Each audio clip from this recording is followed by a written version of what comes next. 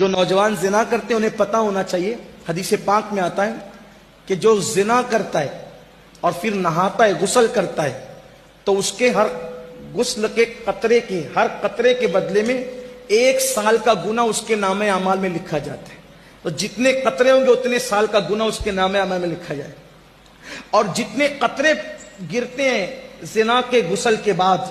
اس سے شیاطین پیدا ہوتے ہیں، وہ سارے شیاطین قیامت تک پاپ کریں گے، اور ان سب کے پاپ کا عذاب اس کے سر ڈالا جائے گا جس کے زنا کے غسل سے وہ شیاطین پیدا ہوتے۔ اور دوسری طرف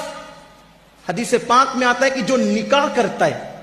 اور نکاح کرنے کے بعد جائز ملاقات بیوی سے کرتا ہے اور پھر غسل کرتا ہے،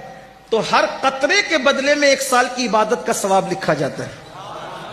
اور جتنے قطرے ہوتے ہیں ان کی تعداد کے برابر فرشتے پیدا کیے جاتے ہیں، اور قیامت تک وہ جتنی عبادت کرے